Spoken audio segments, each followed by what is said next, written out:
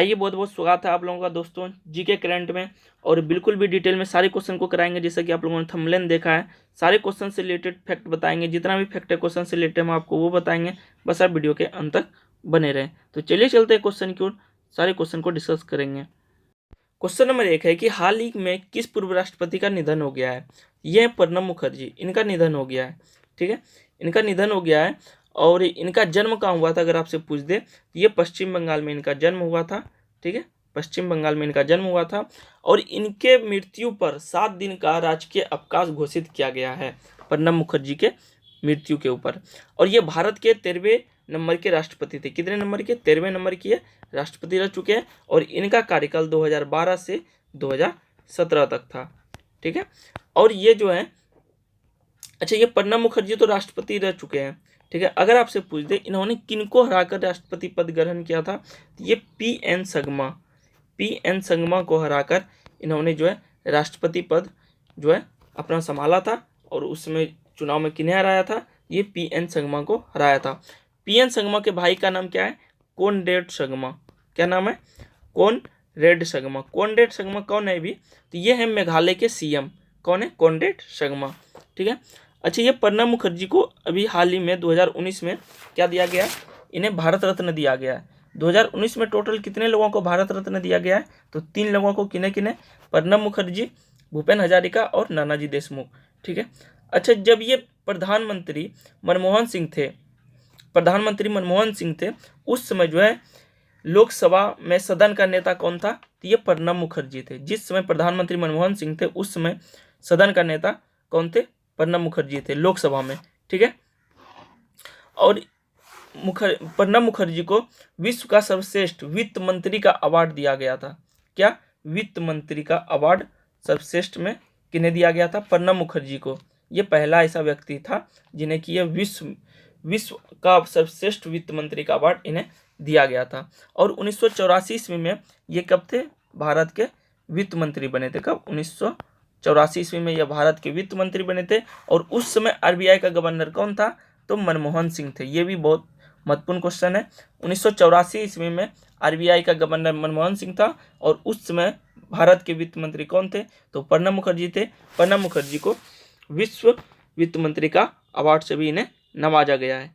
ठीक है, और याकूब मेनन को फांसी पर हस्ताक्षर जो किया था वो किसने किया था? प्रणब मुखर्जी ने किया था, जब याकूब मेनन को फांसी पर चढ़ाया गया था। अगले क्वेश्चन की ओर चलेंगे दोस्तों। क्वेश्चन नंबर 2 है, हाल ही में किस देश ने शांति रक्षण बलों में महिला की सहभागिता की वकालत करने वाले प्रस्ताव को संयुक्त राष्ट्र सुरक्षा परिषद में प्रस्तुत किया है? यह इंडोनेशिया। अब देखिए, ये इंडोनेशिया जो है इन्हें दिया गया है। ठीक है, यानी कि शांति बलों में महिला की सहभागिता की वकालत में सुरक्षा परिषद किसे कहते हैं? यूएनओ, यूनाइटेड नेशन ऑर्गेनाइजेशन है। और इसमें प्रस्तुत किया है इंडोनेशिया। ठीक है, और इसका सब प्रायोजक कौन है? तो ये भारत है। ये भी आपको याद रखना है, इसका सब प्रायोजक भारत है। ठीक है, और इंडोनेशिया का कैपिटल कहाँ है? तो जकार्ता। कहाँ है? जकार्ता में इसका कैपिटल है इंडोनेशिया का। और जावा और सुमित्रा द्वीप भी इंडोनेशिया में है।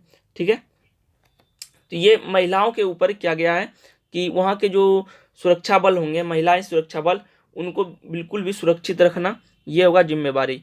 और ये किन्हें दिया गया है? ये भारत को दिया गया है, इसका सब प्रायोजक।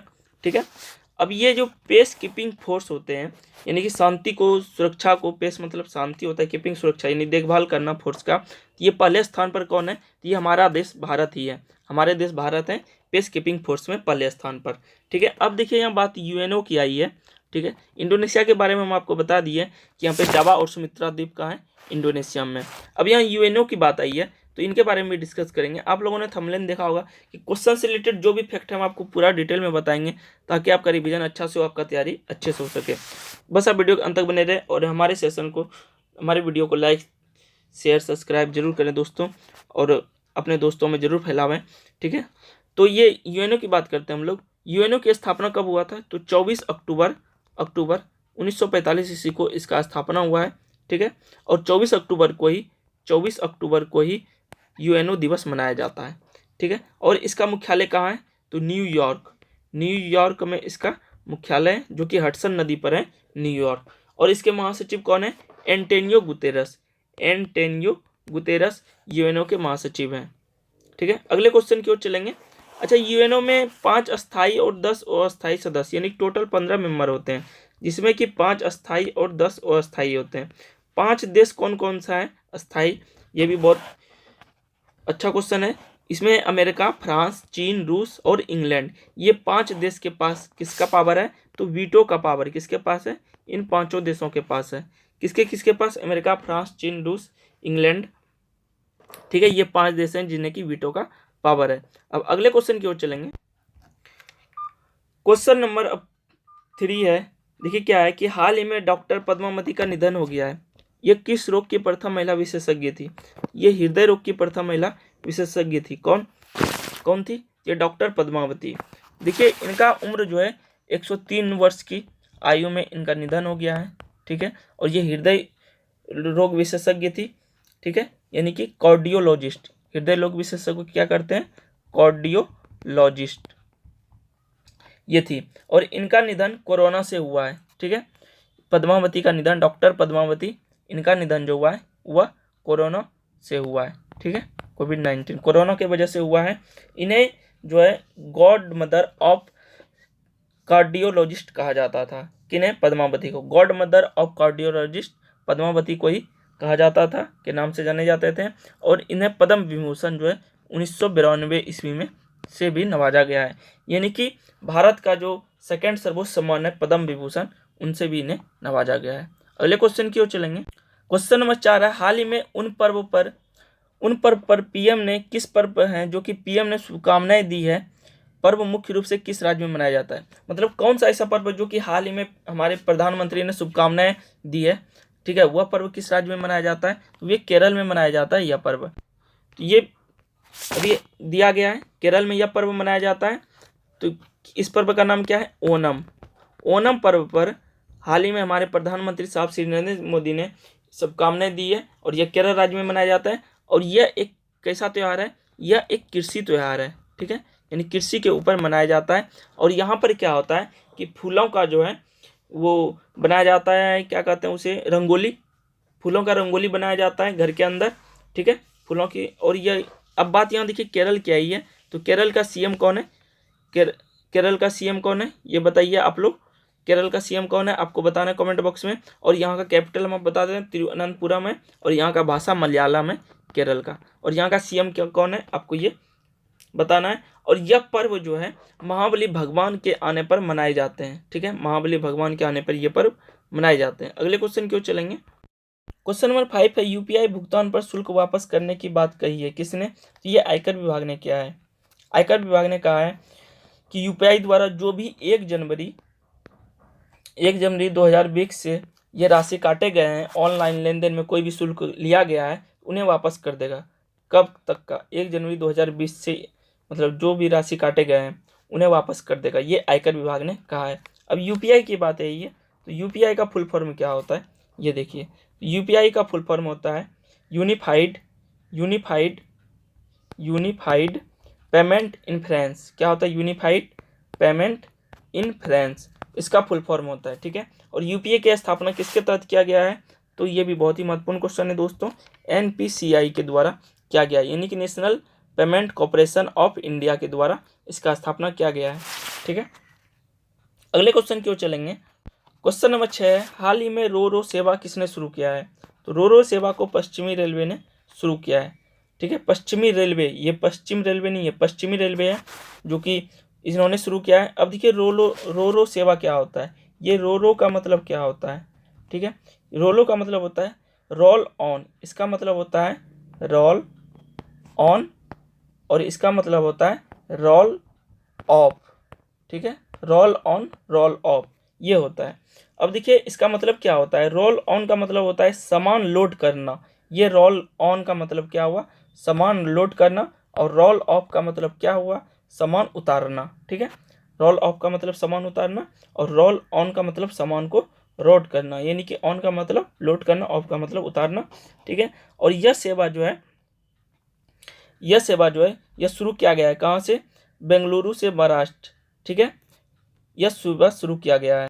यह नीलमंगला से बेल तक शुरू किया गया है। अब देखिए ये नीलमंगला कहाँ है, ये बेंगलुरु में है। नीलमंगला, क्या नाम है इनका, नीलमंगला से बेल तक, कहाँ तक, बेल तक।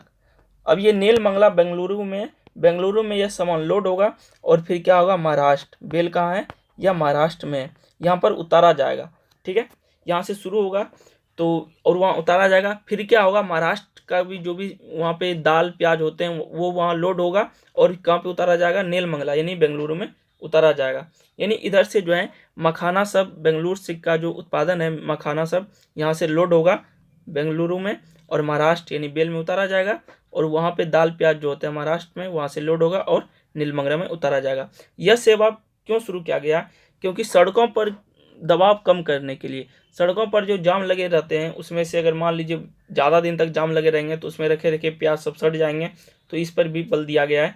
तो यह जो शुरू किया गया, यह ट्रेन, मालगाड़ी जो ट्रेन होता है उसके ऊपर जो है ट्रक को चढ़ाया जाएगा और ट्रेन के माध्यम से ये ट्रक को लेके जाया जाएगा। ठीक है, यह कर्नाटक, तेलंगाना, महाराष्ट्र, आंध्र प्रदेश इन सब से गुजर कर होकर जाएगी। किससे, कर्नाटक, आंध्र प्रदेश, तेलंगाना, महाराष्ट्र से होकर गुजर कर जाएगी। क्वेश्चन नंबर 7 है, हाल ही में कुछ इनेबल बेस में प्लास्टिक ऑप्टिक्स से निपटने के लिए सुविधा प्रारंभ किया गया है। ठीक है, ये सुविधा प्रारंभ किया गया है कहाँ पे, कोच्चिन नौसेना। कोच्चिन नौसेना कहाँ है, तो ये दक्षिणी नौसेना ने यह किया है। ठीक है, हाल ही में जो है कोच्चिन नौसेना बेस होगा, यहाँ पे कुछ नहीं होगा, यहाँ पे कोच्चिन होगा। कोच्चिन नौसेना ने जो है प्लास्टिक अपशिष्ट से निपटने का शुभारंभ किया है। तो ये दक्षिणी नौसेना है, कोच्चिन नौसेना जो है दक्षिणी नौसेना है और कोच्चिन नेवल बेस जो है दक्षिणी नौसेना का कमांड है। ठीक है, कोच्चिन बेस जो है वह दक्षिणी नौसेना का कमांड का है, कोच्चिन बेस है और इसे अरब सागर की रानी भी कहते हैं, किसे, कोच्चिन नेवल को। ठीक है, और इसमें जो है प्लास्टिक को जो है क्या हो जाएगा, रिसाइकल करेगा। रिसाइकल करने में इन्हें प्रति घंटे 150 kg प्लास्टिक को रिसाइकल करेगा। ठीक है, और यह पर्यावरण को स्वच्छ रखने में सहायक करेगा और इसे कोच्चिन शिपयार्ड लिमिटेड यानी CSR, कोच्चिन शिपयार्ड लिमिटेड क्या है, CSR परियोजना के तहत क्रियान्वित किया जा रहा है। CSR का फुल फॉर्म क्या होता है, कॉरपोरेट सोशल रिस्पॉन्सिबिलिटी, यानी कोच्चि शिपयार्ड लिमिटेड का जो CSR है इस परियोजना के तहत इसे क्रियान्वित किया जाएगा। CSR का फुल फॉर्म क्या होता है, तो कॉरपोरेट सोशल रिस्पॉन्सिबिलिटी। ठीक है, अगले क्वेश्चन की ओर चलेंगे। क्वेश्चन नंबर 8 है, हाल ही में लुइस हैमिल्टन ने किस फार्मूला 1 चालक का खिताब जीता है, तो ये बेल्जियम ग्रापी। देखिए ये बेल्जियम ग्रापी लुइस हैमिल्टन ने यह खिताब जीत लिया है। और लुइस हैमिल्टन कहाँ के हैं, ये हैं इंग्लैंड के, कहाँ के हैं, इंग्लैंड के हैं लुइस हैमिल्टन। और ये जो है मर्सिडीज के चालक हैं, किसके, मर्सिडीज के ये चालक हैं लुइस हैमिल्टन। और इन्होंने जो है ग्रांड पी, ठीक है, बेल्जियम ग्रांड पी का खिताब जीत लिया है। और इनका जो है, इन्होंने जो है मतलब ये जो इनका जो खिताब है, ये कितना खिताब जीता है इन्होंने, 89, टोटल 89 खिताब जीता है। ठीक है, तो ये याद रखना है आपको। क्वेश्चन नंबर 9 है, हाल ही में सर्वोच्च न्यायालय में 1 रुपये का जुर्माना किसके ऊपर लगा दिया गया है, ये प्रशांत भूषण। देखिए यह मामला है प्रशांत भूषण, जो कि हमारे CGI के ऊपर प्रशांत भूषण ने एक फोटो मतलब ट्वीट किया था कि उन्होंने जो है BMW 50 लाख की गाड़ी थी उनके ऊपर बिना मास्क बिना हेलमेट लगाए जो है कैसे ये कर सकते हैं हमारे CGI, इन्होंने नियम के का उल्लंघन क्यों कर रहे हैं, तो इनके ऊपर इन्होंने ये ट्वीट कर दिया था, किसने, प्रशांत भूषण ने। ठीक है, CGI कौन है हमारे, तो शरद अरविंद बोबड़े, यानी कि शरद अरविंद बोबड़े के ऊपर जो है, शरद अरविंद बोबड़े के ऊपर इन्होंने क्या किया था, ट्वीट कर दिया था। ठीक है, कि वे शरद अरविंद बोबड़े के यहाँ पे कुछ मतलब आदमी आए हुए थे, वो BMW लेके आए थे, वो 50 लाख रुपए की थी। तो इन्होंने एक ट्वीट फोटो छोटा अरविंद बोबड़े ने, तो इनके ऊपर प्रशांत भूषण ने क्या किया, ट्वीट कर दिया कि आप ऐसा क्यों कर रहे हैं, बिना मास्क लगाए कोरोना में, बिना हेलमेट पहने आप गाड़ी कैसे चला सकते हैं, आप नियम का उल्लंघन कर रहे हैं। तो उनके ऊपर इन्होंने ये क्या किया, केस दर्ज करके। ठीक है, सबसे पहले देखिए क्या हुआ इस केस में, ये जो बोबड़े साहब हैं, शरद अरविंद बोबड़े, इन्होंने जो है धारा अधिनियम 1971 के तहत पहले इन्होंने क्या किया कि आर्थिक जुर्माना, या तो इनके ऊपर आर्थिक जुर्माना लगेगा, फिर उन्होंने मतलब इस तहत कानून के तहत का 6 महीने का या जेल होगा, या फिर इन्हें हमसे माफ़ी मांगना पड़ेगा। ठीक है, इन्होंने जो भी ट्वीट किया उनके ऊपर इनको माफ़ी मांगना पड़ेगा। ऐसा बोबड़े साहब ने 1971 के अधिनियम के तहत किया। लेकिन फिर अब क्या हो गया, इसे जो है 1 रुपये यानी 15 सितंबर तक इनको 1 रुपये का जुर्माना देना पड़ेगा। अगर ये 15 सितंबर तक 1 रुपये का जुर्माना नहीं देते हैं तो इन्हें 3 महीने का जेल होगा या फिर वकालत पर इनको रोक लगाया जाएगा। किन्हें? प्रशांत भूषण के ऊपर। ठीक है, ये केस मामला दर्ज हुआ था। क्वेश्चन नंबर 10 आ गया। हाल ही में मक्का डमरूमद विभिन्न कारणों से सुर्खियों में रह रहा है। यह किन किन सुर्खियों में रह रहा है? यह जो है किन किन सागरों को जोड़ता है, साधनाओं को नहीं, यहाँ पे होगा सागर। ठीक है, यह किन किन सागरों को जोड़ता है? यह किन किन सागरों को जोड़ता है? तो अंडमान सागर और दक्षिण चीन सागर को यह जोड़ता है। अब देखिए, हमारा जो चीन है बगल वाले भाई साहब, जो कि ड्रैगन चीन है, धोखेबाज जिसे हम लोग कहते हैं, जाने जाते हैं। ठीक है, इन्होंने यह क्या किया है, यह भारत चीन की रेखाओं, मतलब भारत में जो पेंगांग झील है, ठीक है, वह कहाँ है? लद्दाख में है। ठीक है, इनकी सेना ने जो है पेंगांग झील को पार करने की कोशिश की है। ठीक है, तो ये है पेंगांग झील, और उनके ऊपर इनकी सेना ने क्या किया, उनको पार करने की कोशिश की है। लेकिन हमारे भारतीय सेना ने उन्हें क्या किया, रोक दिया, फिर से रोक दिया, क्योंकि ये जो ड्रैगन चीन है ये धोखेबाज हैं। ठीक है, तो इनके ऊपर ये मामला चल रहा है अभी। तो ये अगर आपसे पूछ दे कि अंडमान सागर और दक्षिण चीन सागर को तो मक्का डमरूमद क्या करता है, जोड़ता है, और ये अलग किसको करता है, तो सुमात्रा को मलेशिया से अलग करता है। ठीक है, सुमात्रा को मलेशिया और सुमात्रा को अलग करता है कौन, तो मक्का डमरूमद, और जोड़ता है अंडमान सागर को। और यहाँ पर ही जो मक्का डमरूमद, ठीक है ना, पेंगांग झील जो है, पेंगांग झील आपको ये 3 इडियट्स में सबसे लास्ट सीन में जब ये आपको दिख जाएगा, आमिर खान और जब ये क्या नाम था उनका, करीना कपूर शायद है हीरोइन है, तो उनमें जब मिलने जाते हैं पेंगांग झील के ही, मतलब लास्ट में ये सीन है, आप लोग देख सकते हैं, तो वहाँ पर ही मिलने जाते हैं। ठीक है, वो पेंगांग झील है जो लद्दाख में है। ठीक है, तो वहीं का सीन है। तो वही उसी झील को यह चीनी सेना ने पार करने की कोशिश की है, लेकिन हमारे भारतीय वीर जवान जो है उन्होंने क्या किया है, उनको पर रोक लगा दिया है। अभी इन पर ये मामला चल रहा है फिर से। तो मिलते हैं नेक्स्ट वीडियो में दोस्तों। Thank you watching this video, और मेरे चैनल को लाइक सब्सक्राइब शेयर जरूर कर दें। Thank you.